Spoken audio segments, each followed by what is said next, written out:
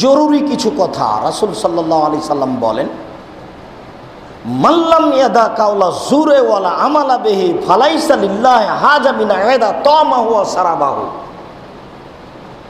যারা মিথ্যা কথা ছাড়লো না, যারা এই ধরনের কথা ও কর্ম ত্যাগ করলো না, তার খেলেই কি আর পান করলেই কি আর না করলেই কি। যারা মিথ্যা কথা বলে, যারা নগ্ন পোশাকে চলে পুরুষ নারী, তারা রোজা থাকে সিয়াম থাকে না, তাদের সিয়ামের কোনো প্রয়োজন নেই আল্লাহর কাছে। আল্লাহ নবী বলছেন, কাম মিন সাইমিন লাইসা লাহু মিন সিয়াম ইল্লা জামা। বহু মানুষ সিয়াম থাকে, ও পিপাসিত থাকে, ও সিয়াম থাকে না, ও শুধু না খায়া থাকে, ও শুধু পানি খায়নি মাত্র, খাদ্য খায়নি মাত্র, ও সবই খেয়েছে। ওরকম সিয়ামের আমার কোনো প্রয়োজন নেই। সেটাই হলো ঈমান সহকারে সিয়াম থাকা। সিয়াম থাকার ব্যাপারে খুব সোচ্চার থাকবেন। সারা দিন ফজরের সলাতের সময়তে হিসাব করে নেবেন যে আমি অপ্রয়োজনীয় কথা বলবো না, গালি দিব না, নিন্দা করব না, মিথ্যা কথা বলবো না, নগ্ন পোশাকে হাট বাজার করতে যাব না। নইলে আপনার এটা রোজা, এটা সিয়াম নয়।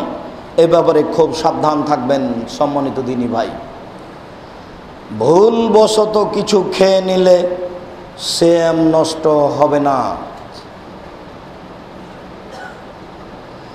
তরকারি জিবাতে দিয়ে চেখে দেখলে তরকারিতে লবণ হয়েছে কিনা, এতে সিয়াম নষ্ট হবে না। পেস্ট দিয়ে দাঁত পরিষ্কার করলে সিয়াম নষ্ট হবে না। কাঁচা ডালে দাঁত পরিষ্কার করলে সিয়াম নষ্ট হবে না।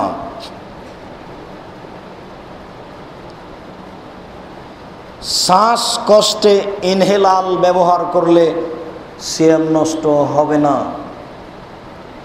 অনিচ্ছায় বমন হলে সিয়াম নষ্ট হবে না। রক্ত দিলে সিয়াম নষ্ট হবে না। রক্ত নিলে সিয়াম নষ্ট হবে।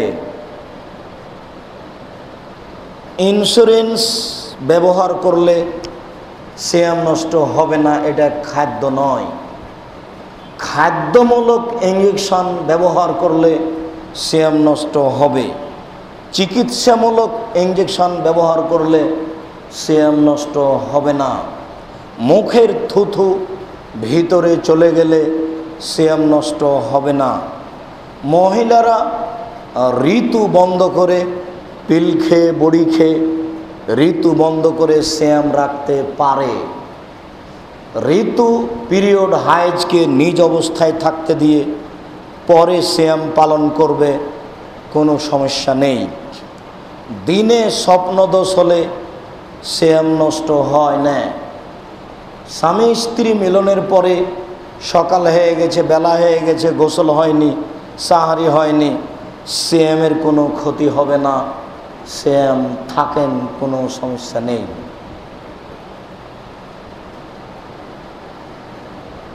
সিয়ামের ব্যাপারে আরও জরুরি গুরুত্বপূর্ণ কথা হচ্ছে এই অচল অথর্ব বৃদ্ধ মানুষ ভালোর আশঙ্কা রাখে না।